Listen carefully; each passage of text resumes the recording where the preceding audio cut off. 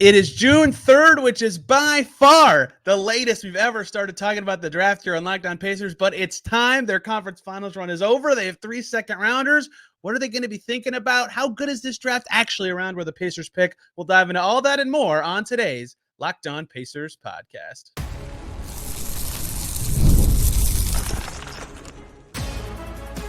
You are Locked On Pacers, your daily Indiana Pacers podcast. Part of the Locked On Podcast Network, your team every day. What up, everybody? Happy Monday. Hope you had a great weekend, and welcome into another edition of the Locked On Pacers podcast, where we, of course, talk about draft prospects, not the Indiana Pacers. As always, my name's Tony East. I cover the team for Forbes and SI, and today, one of my favorite people covering the draft is back to help me make sense of what the heck is going on here. Everybody says it's a bad draft. Does that mean the whole draft? Does that mean the top of the draft? What should the Pacers be targeting? What positions are good? What positions are bad? What's going to happen at the 36th pick if the Pacers actually make it? He's been to the Portsmouth Invitational and the Draft Combine and every other thing in between. That's where we met for the first time at the Draft Combine. Last year, it's Richard Stayman from NBA Big Board, Locked On NBA Big Board, and covering the draft other places. First guy who got me on Desmond Bane, first guy who got me on G.G. Jackson. He's here to help get me on somebody else for the Pacers draft this year. I hope that was a good enough intro, man. How you doing? Man, I need to move to Indiana so I can have you around everywhere I go. Any person I meet, I got to have you around. You're the perfect hype man. Is there anyone else you got me on? I can't remember. I know Bane for sure. I remember G.G. Jackson last year. I can't remember anyone else. Well, and then I ranked G.G. Jackson in the lottery, and everybody thought I was crazy, and I feel good about that. We both liked the kid from LSU, Darius Days. We love Darius Days. You got him more than me, so I can't take credit for that one. I was just stoked after he went back to school so many times. He ended up making the NBA at all, but he got that two-way, baby. The Rockets bailed me out. I knew he was NBA good. Okay, so this is a weird one, right? The last 3 drafts I've started talking about in March because the Pacers had a lottery pick in all of those. And this year, not only do they have a lottery pick, they don't have a first-round pick at all. The last time they didn't have a first-round pick was 2020. They picked Cassius Stanley at pick 50. They do have better picks this year. They have 36. And I don't want to say that history means they'll do it again, but the last 2 times they've had a pick in the top of the second round, they traded 31 and some other stuff to get Isaiah Jackson. And then following year, they picked Andrew Nembhard. So they love the top of the second round. This is a little farther back. But so we're going to dive into that pick if the Pacers even make it and the back end-ish of the second round. But I want to start with this. This is the trope used a lot. And usually I have a good feel for this because I actually care about this stuff. But this year I haven't at all. Everybody says this is a bad draft comparatively. And a lot of times, at least in the past, that means the top of the draft isn't as good, but the rest is of similar quality. And like you might be able to snipe a role player at some random spot, like in every other year, or you get a star at whatever, where Rudy Gobert goes or Giannis goes, whatever. Is this a bad draft top to bottom? Is this a bad draft if you have a really good pick? What is your assessment of the quality of this draft? Yeah, just overall, I think it's not the draft you want. You're not going to find a cornerstone in this draft in plain sight. Like last year, you will. There were 3 guys at the top, really even 4 to 5, that a lot of teams were sold on, like, this is the guy. This year, there's nobody at least that is presenting themselves as that. Now, it's important to remember every single draft produces an all-star player. So that is really important to remember because it's going to happen, whether it's somebody who comes out of like the 33rd pick, like Jalen Brunson was, or I think might have been 34th, whatever he was. That range where the Pacers happen to be picking, and also just fun fact, really not much of a difference between 20 and 30 and 30 and 40 in a lot of years. But overall, this is just not a star-heavy class, but that doesn't mean that it's bad at depth because I feel like the way basketball is right now, like think about how much better Europe is than even 10 years ago, and how much better like the average freshman is in college compared to 10 to 15 years ago. Like they are, as a whole, I think getting a lot better. And because of that, not everybody can be there, and they're dropping down a little bit more and more years in college. So the juniors and seniors that were good 4 years ago, now it's their time. Yeah, I wondered, this is a theory and not related to covering the Pacers draft at all, but I wondered how much of people's opinions of this draft, like a lot of people cover the draft are worldwide, but like 4 of the top 5 or 5 of the top 7 are international or played Ignite. So like people don't watch them that much, right? Like, are they actually not that good, or do they not play college basketball? But I do think that there is merit to both this year. Yeah, I mean, look, the Ignite won 2 games this year. Nobody's going to give that team the benefit of the doubt. Program's gone. It was that bad. Exactly. And the important thing is, though, it doesn't mean every player on that team is going to have a bad career. Now, are some of them a little bit overhyped? Absolutely. Does it also downplay some of the players' strengths and, kind of expose some of their weaknesses? 100%. They had no point guard. Really didn't have. I mean, the point guard really just set everyone up for failure. Guys like Ethan Almanza, who he's the big from Spain. He needed a point guard. He's the most decorated international youth tournament player in the last 5 years, almost ever. I think he's the only player to win 2 MVPs in FIBA before 18. And that's insane. But he looked horrible in the G League because his play style was completely different. He didn't have a point guard. So different guys get hurt differently. This is the kind of insight that I need. Like I did that. Was he at All-Star Weekend or something? I've seen him play somewhere before, and I thought he was good. Might have been on that G League team. Yeah. I'm gonna look that up. Good, but I thought he was good. And I was talking to someone else, and I had to look up who he even was. So there you go. More credence to your point. All right, let's get into the meat and potatoes here for the Pacers specifically, because last year you and I debated I forget what player I had you on for, but I talked to you a lot about all of the top 10 guys at some various point throughout the pre-draft process this year. I mean, there's no point. I mean, in theory, if I wanted to really just make my listeners feel great, we could talk about Edie and Ware, the local kids, but that also, they're not going to be there at 36, right? So what do you you just kind of alluded to it with your, not a huge separation between 20 and 30 and 30 and 40, but what do you think of this draft in the range the Pacers' best pick is? Is that excuse me, is that comparable to a normal year? Is there actual talent to find there? Who do you like? What do you think of the, let's say, 25 to 40 range this year? Yeah, so I'm pulling up my big board. My last first round grade, I had 25 this year. In a normal year, I usually have 30 to 35. So that speaks volumes to this draft. I think right now my 26 to 50 is all one tier. So the second round is interchangeable. So that, to me, that just screams, okay, you can pick a few guys, because I have guys that are way off the consensus at the end of my first round. I have Jalen Bridges up there, and his range is consistently mocked in the 30s. I do think ultimately he goes late first, but he is somebody, for example, that could be in there. I think that range is good, though, and you're going to find, like every year, some guys have a second round grade, like Ty Jerome in 2019 is a prime example. A lot of teams didn't want him, didn't think he would be drafted. They didn't have a draftable grade, but also the Suns took him at the end of the first round. That's kind of the beauty of the draft, is one team's board may not even have a player on it. Another team has it we had him a first round grade. Why is he still available? Yeah, it's tricky with a draft like this too, and the range is that wide. For someone like us, or at least me specifically, to grade it right after the draft, was this a good pick? I don't know. It could have been something like this, where one team had him 60th and another team had him 20th, and clearly the Pacers, if they pick somebody, would be the highest of that group, and that's what makes it so tricky. And yet, in the top of the second round, I think you can just go so many directions that is fascinating. And something I wonder about that is, I don't even know if you have a sense of this yet, but if that tier is so wide among NBA teams, is it going to be hard to move from 36 to 30, or even back from 36 to 45, because teams won't see a lot of value in moving like that? Well, I think every team wants to sell their pick. That's why how many teams, it's 2 to 3 teams are trying to move up from the end of the lottery to the top of the draft. And there's teams that have multiple picks don't want those multiple picks.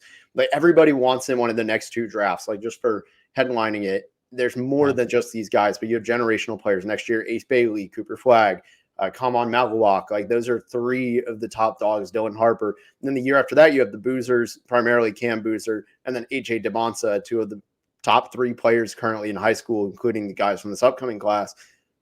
So teams don't want this pick. They want to see what they can get down the road, keep tabling that pick from happening.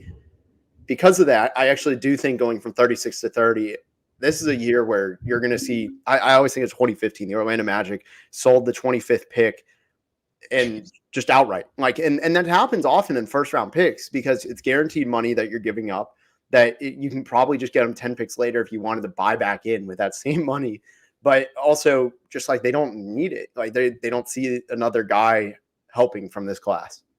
Yeah, I think the Kevin Porter Jr. pick, when the Cavs traded to 30, they did cash in a couple seconds or something to get into the late first round that year too. Like it's been done before. The only reason I wondered that specifically for the Pacers is if their next trade, because they gave up 3 firsts for Siakam, is going to be young players for good player, having another late first, even if it's not like a high upside player, does have contractual value to them, but that's not related to the quality of the class. Okay, let's talk about position groups, certain players that are commonly mocked, or at least popular in this, let's say 25 to 40 range. But Richard, before we get into that, talk about LinkedIn jobs, because when you're hiring for your small business, you want to find quality professionals that are right for the role. And that is why you have to check out LinkedIn Jobs, who have the tools to help you find the right professionals for your team faster and for free, like the Pacers will be doing in the draft. LinkedIn is not just another job board. It's a vast network of more than 1 billion with the B professionals, which makes it the best place to hire. It gives you access to professionals you can't find anywhere else, and do all that while making the hiring process easy and intuitive. Hiring is easy when you have that many quality candidates. So easy, in fact, that 86% of small businesses get a qualified candidate within 24 hours.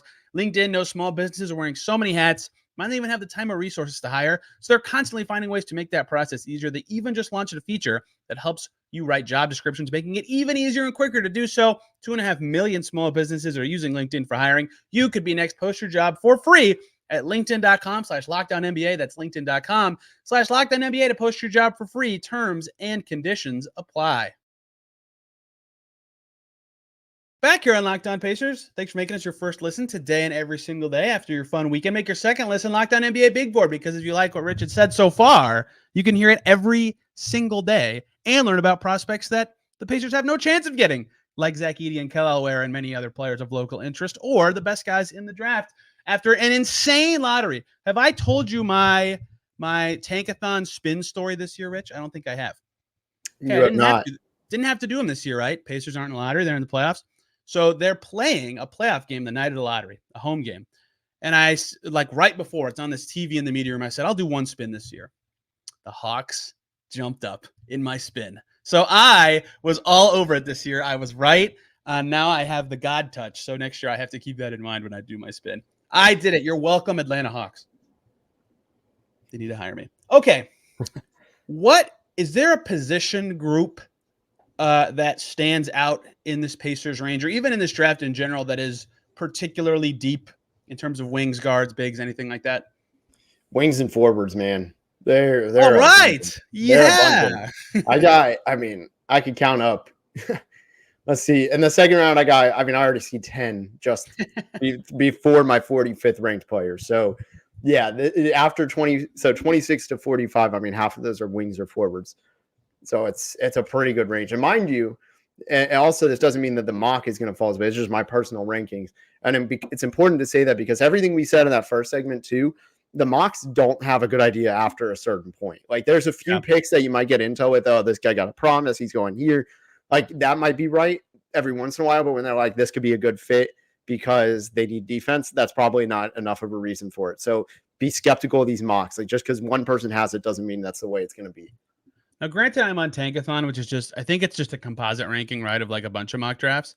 But every player they have 26 through, it looks like 42. Only one of them is not between 6'5" and 6'10", right? Like there's just apparently a lot of wingy, forwardy guys. And it's weird with the Pacers, because I don't know what you have heard or have not heard about what they could be looking for in the draft, but like they have 11 guys under contract already, and 2 of their free agents are Obi Toppin and Siakam. Like they don't really need anything in particular. Like it's not like you look at their team and you're like, oh, they need a wing, they need a big, they need another point guard. They don't need any specific thing. Yep.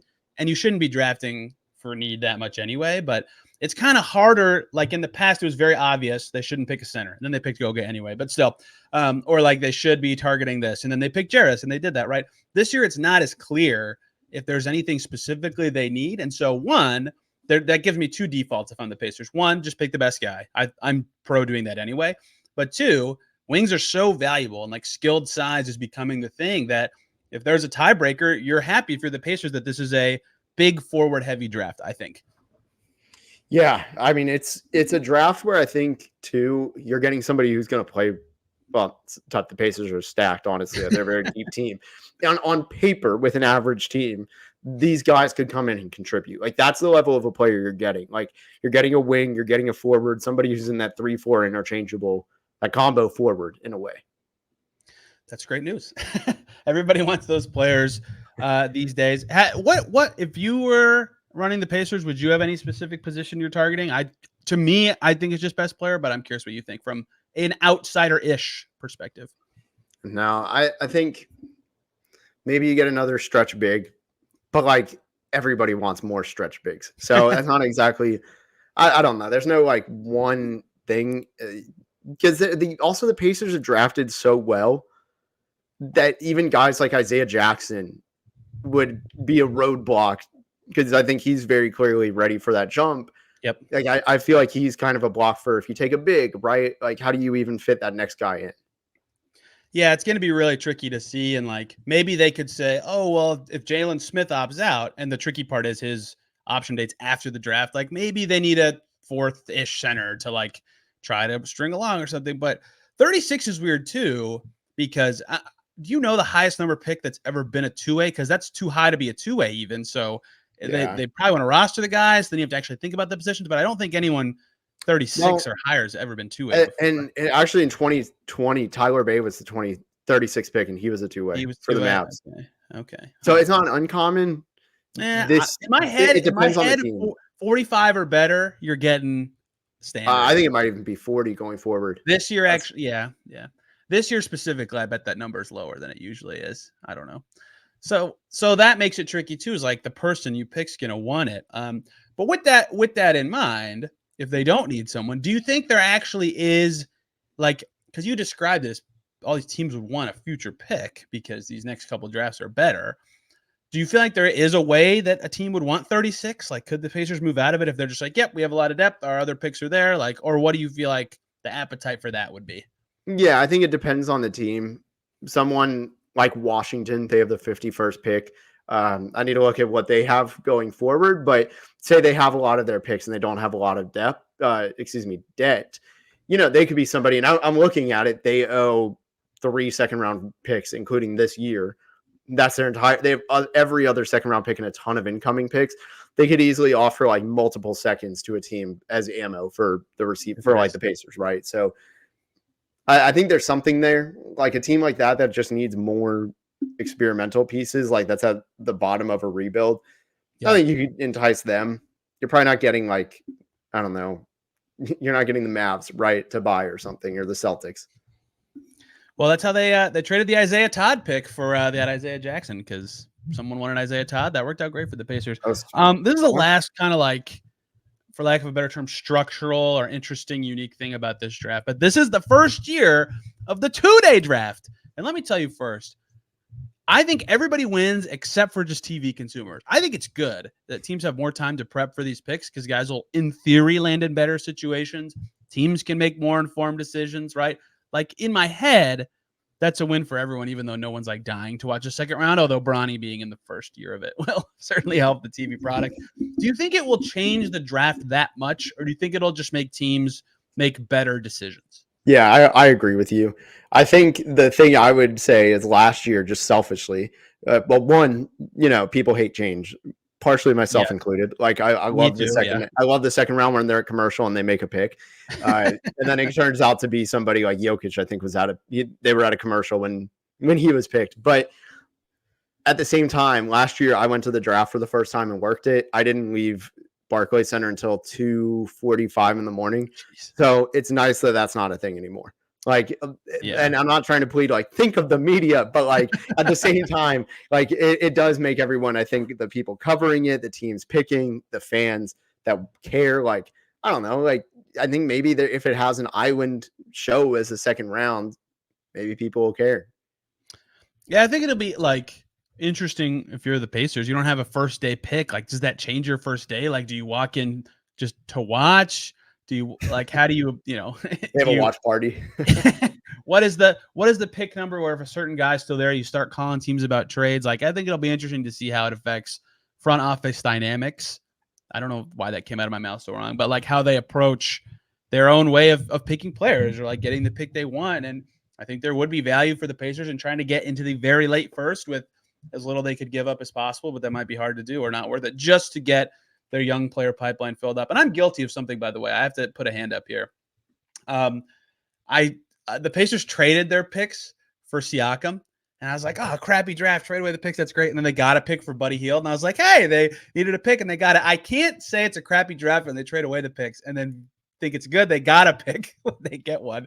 Not as good of a draft either way. But anyway, I think the 2-day draft dynamic will be interesting. Now, I want to hear some names, some guys that I should start watching when we hang up on this call. But before we get into your fave names in this draft, in this range, talk about eBay Motors. Passion, drive, and patience. The formula for winning championships is also what keeps your ride or die alive. eBay Motors has everything you need to maintain your vehicle and level it up to peak performance. Superchargers, roof racks, exhaust kits, LED headlights, and more. Whether you're into speed, power, or style, eBay Motors has you covered. With over 122 million parts for your number one ride or die, you will always find exactly what you're looking for. Plus, with eBay's guaranteed fit, your part is guaranteed to fit your ride every time.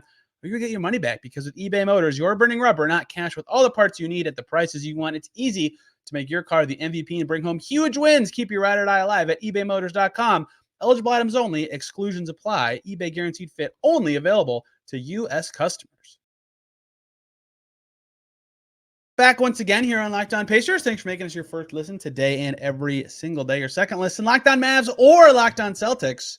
To hear about the competing teams in the finals. You heard John on this show before the conference finals. Nick Angstad hosts Locked On Mavs. You've heard him here before as well. Should be a great series coming on Thursday. All right. I'm just going to say it as vaguely as possible. Rich, give me a name. Someone you love, someone the Pacers should love if they get him at 36. Let's have some fun here. I love fun. Number in my second round tier, that 26 to 50. I love fun. I'm in. 26 to 50. Give me a number. Oh. Someone from that tier. I'm not going to say 36 because the Pacers pick specific. Let's go 39. 39. Okay. You chose somebody with a massive cloud hanging over them. Terrence Shannon. I do think he would be there at 36. It does depend on, for those who don't know, there's a I think it's sexual assault or rape trial pending. I don't want to speak on it because I don't know enough, but if we're just talking about the player and he does get cleared, he's a very interesting prospect. He came from Texas Tech, always has had shooting indicators. The shot's been a little bit theoretical more than practical, but he really exploded at Illinois, had a strong breakout, came one of the stars of the Big Ten. I know, Tony, you watched a lot of him since you've seen Coleman Hawkins, but plays really good on-ball defense, not super active off-ball and doesn't do a ton off-ball. Even when he's on offense, he kind of just waits for the ball to come to him rather than going to the ball, but a lot of skill that you look for on the wings.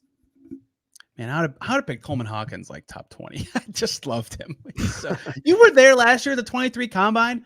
He's in these scrimmages, and I would say he was the second best player that I watched in those scrimmages. And then he just went back to school. This year.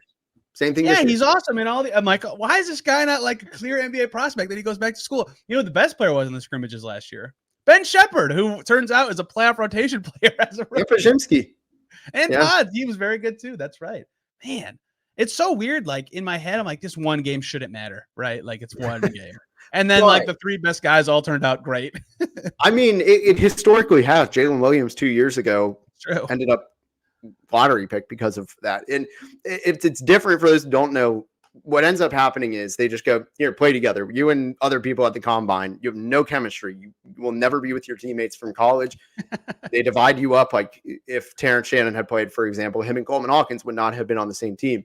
So you just kind of have to figure it out. And for the first time, you're playing an NBA spacing in front of NBA teams with an NBA shot clock and NBA pace. And generally those guys that have done well, the breakouts, like more often than not, it's not a perfect hit rate. Sometimes you get the random, like, hey, it was a one-off, but at the same time, like it means a lot to these teams for a reason.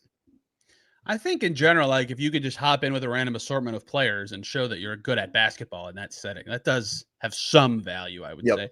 Who was good this year? I didn't actually, again, I didn't go because the Pacers were still playing, but like I didn't even check in on the combine that much. Yeah, I would say AJ Mitchell was somebody who was also in that range, by the way, that did really well. Nikola Dursic, he rose to a first-round prospect. Like I think he goes first round at this point. He's from Jokic's program, right? He went to Mega. Mega. Yeah. That program runs like Eastern European prospects. Yoga was there too. I know all about Mega these days. Yeah, Mega's very nice. They had Nikola Jovic. Like they get somebody every single year. But yeah, he was really good. He is in that Pacers range though. Like if he's not a first round pick, he's the first 5 to 6 picks in the second round. And honestly, he's interesting. He'll get comps to like Chandler Parsons. I would put money on that because they have the same hair, they have the same line drive shot, and they're very similarly built. So in reality, he's not similar to Chandler Parsons. He just has a line drive shot and he has some playmaking skills. But I think he's an interesting upside play. He was somebody also that last year was at the combine, or at least at the pro days. Went back. Yeah. I'm going to make a new rule for myself. I'm going to try to, and I do player comps, pick a player who shoots with the opposite hand. Because then it forces me to really think about it instead of just doing a lot of that kind of stuff. Because that does so naturally happen all the time to everyone. Yeah, no, there's no, so you can't compare like cross-racial, cross-hands, like cross-European. People are so like, bad about that. You can't, Europeans and Europeans, like Americans, it's so dumb. I hate player comps for a reason. And I hate comps in general anyway. Yeah, that's why I like really want to think about like nonsense like that. Like someone who shoots the other hand. Maybe that would help me. I got another name, by the way, for you. Oh, okay.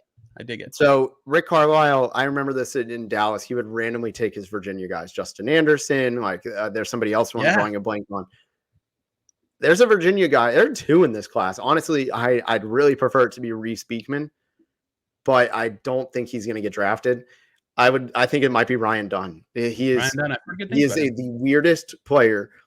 He was probably he's the best defender, not including Wembanyama, or best like non-true center defender since Matisse Thybulle, who I still think is the best defender I've scouted.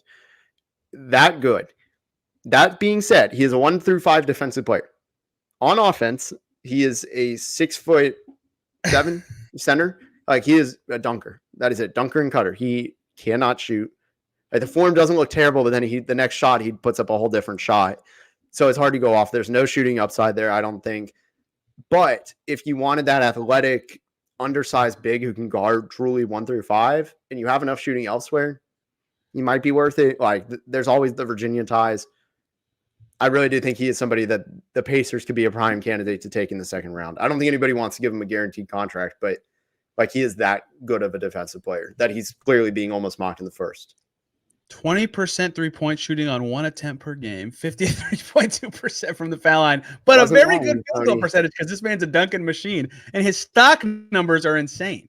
This should be a prospect I love. I love kind of dorky dudes like this. If he was 2 inches taller, he is first round pick. All right. He's I not. can with that. Can I ask you about one guy in particular that I know I'm going to end up watching a lot? Hit me. Look, I believe in this for no reason other than that it just keeps working. Kentucky guys are good pros. Is Justin Edwards going to be available at 36? Because I have a feeling I'm going to like him. He had a bad year. I'm aware he had a bad year. So he's interesting. He tested poorly. Like his whole his whole thing was like, his reputation was and I saw it, was he was a great athlete. He was somebody who in high school at Peach Jam was throwing down monster dunks. He didn't test well at all. He tested mediocre at best. And I wonder if that does keep teams from giving him as a first round pick because he cannot dribble. The shot looks pretty real. I think he can defend. Good shooter. I'm in. See, I know, like everybody loves a lefty. I'm in. I worry. I just kind of worry, like, I don't know, he could end up being another Cassius Stanley where he just flames out, has some decent tools, but I'm very torn on him. I originally had him in my top 5 this year, and then I watched him. I'm like, this guy is so far away from an NBA court. How you got to shoot me down like that? All right, I have 2 more questions. Is there any way they get anything other than like a maybe 2-way guy at 49 or 50? Do they even? Is there anything? I don't think they make those picks. If they do, it's a stash. Yeah, and well, I guess with 2-ways maybe, but like maybe they bring back Shebway and like they have Mojave King hanging out and Quinn Jackson fine for them. Kendall Brown. He's on a standard already, but right. I forgot. Yep. Isaiah For those Wong. who don't know, Rich is currently wearing a Kendall Brown. I will hold on. Let me flip my camera. But it's the old font of Pacers uniform. That's a very impressive shirt, Paul. A very real logo, not even the Nike logo. A very real jersey. All right. I have to do my job. I'm sorry. You know what I'm going to ask if I'm saying this before. Bronny thoughts. Please share them with me. He was in his LeBron was in Westfield to watch Bryce not very long ago. If you don't know, Westfield's a town pretty close to Indy. Give me Bronny thoughts. Yeah. So first of all, the story nobody cares about him to tell anyways. When I saw it, I was at the combine. I was at the combine and I was sitting watching the scrimmages. It was the end of the first game. Bronny was in the second game, and I'm watching with another person in the media. And he goes, yo, look, that's LeBron. And I was like, okay, like I'm gullible, but like he wasn't here yesterday. I'm not going to see him today, whatever. And like he was so quiet the entire time. I thought he was going to be like Matt Barnes, that loud dad the entire time. He said one thing. Anyways, all that being said, I think a lot of it is favors being done, put in the first round. We'll see.